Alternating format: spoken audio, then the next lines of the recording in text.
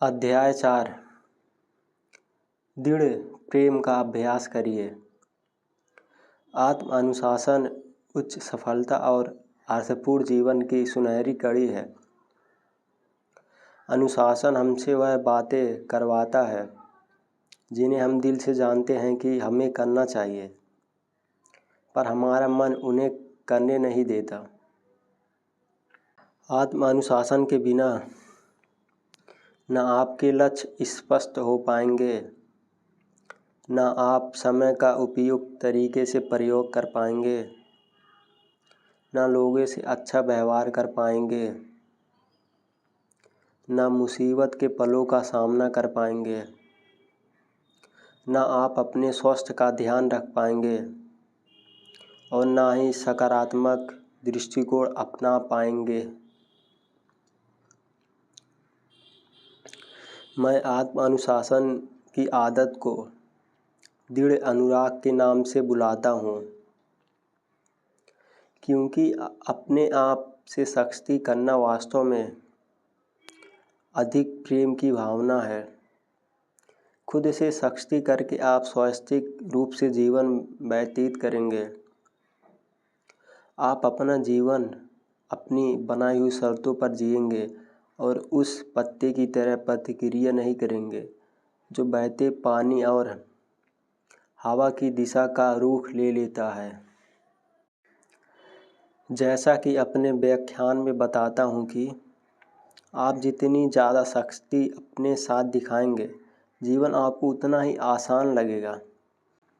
आपके जीवन की उष्णता आपके चुनावों और निर्णयों पर निर्भर करती है। इस श्रेणी में यह भी शामिल है कि आप किस नौकरी में जाना चाहते हैं, आप कौन सी किताबें पढ़ते हैं, आप कितने बजे उठते हैं और वे विचार जिन पर आप सोच विचार करते हैं। जब हम अपनी समस्त मानसिक शक्ति को अपने सही चुनावों की ओर जुटा देते हैं और आसान चुनावों की उपेक्षा करते हैं, और तो यही हमारे जीवन की भागदौड़ का नियंत्रण हमारे हाथ में दे देता है। सक्षम और संपूर्ण लोग आसान और आरामदायक काम करने में अपना समय बर्बाद नहीं करते हैं। उनमें अपने दिल की आवाज़ सुनने की हिम्मत और उसे करने की बुद्धिमत्ता होती है। यह आदत उन्हें महानता का दर्जा देती है।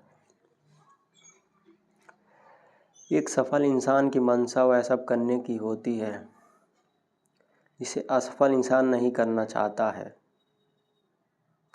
निबंधकार और विचारक E.M. ग्रे के अनुसार वे उन्हें ज़रूरी होने पर भी नहीं करना चाहते।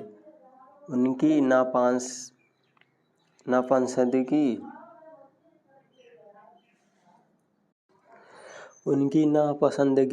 उनके लक्ष्य की कमजोरी के अधीन होती है। 19वीं सदी के अंग्रेजी लेखक थॉमस हेनरी हेक्सले ने यही निष्कर्ष दिया है। शायद शिक्षा का सबसे अधिक मूल्यवान रिजल्ट उस योग्यता में है जो हमसे वह करवाती है जो हमें करना चाहिए, चाहे हम उसे पसंद करें या ना करें। और अरस्तु ने इस विवेकपूर्ण बात को दूसरे ढंग से कहा है, जो भी हम सीखते हैं वह वास्तव में स्वयं अनुभव करके सीखते हैं। उदाहरण के लिए, इमारत बनाने की कारीगरी इमारत बनाने से आती है। बीड़ा बजाने की अभ्यास से बीड़ा वादक बनते हैं। उसी प्रकार सत्य का पालन करने से हम निष्पक्ष बनते हैं।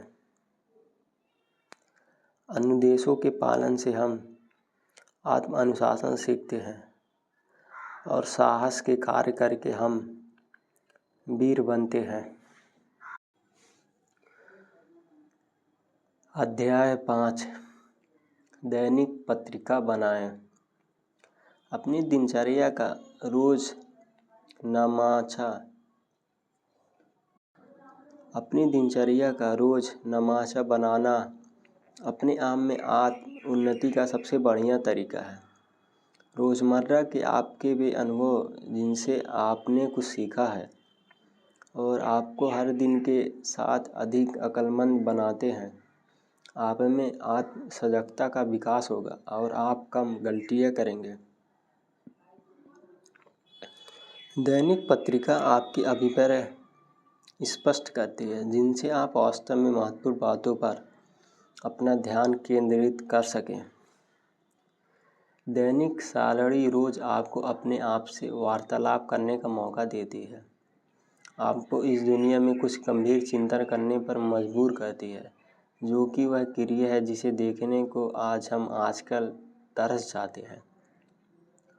यह आपकी विचारधारा को स्पष्टता प्रदान करेगी और आपको और अधिक स्वैच्छिक और चेतन रूप से जीने में मदद करेगी।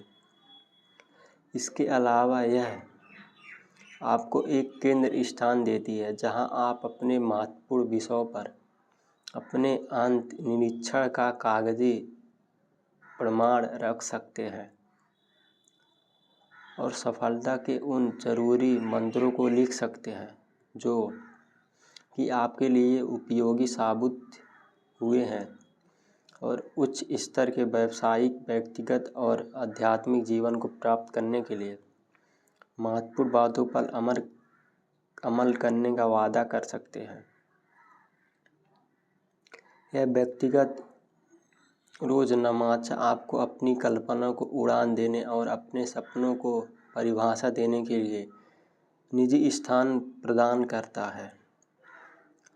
दैनिक कार्यकारिणी और दैनंदिनी में फ़र्क होता है। दैनंदिनी में आप घटनाओं का विवरण लिखते हैं और दैनिक सारणी में आप घटनाओं का विश्लेषण करके उनका मूल्यांकन करते हैं। रोज़नामचा आपको यह सोचने के लिए प्रेरित करता है कि आप क्या करने जा रहे हैं, क्यों करने जा रहे हैं और जो आप कर चुके हैं उससे आपने क्या सीखा है। दैनिक सारणी में लिखना आपके आत्मविकास और विवेक को शिक्षा देता है, जिससे आप अपने अतीत के अनुभव का अपने बेहतर भविष्य के निर्माण में सदुपयोग कर सकें। चिकित्सा विज्ञान के शोधकर्ताओं ने पाया है कि एक निजी रोज़नामचे में 15 मिनट भी प्रतिदिन लिखना आपके स्वास्थ्य को बेहतर बनाता है, आपके शरीर की रोगों से लड़ने की शक्ति और अभिवृद्धि को बरकरार रखता है।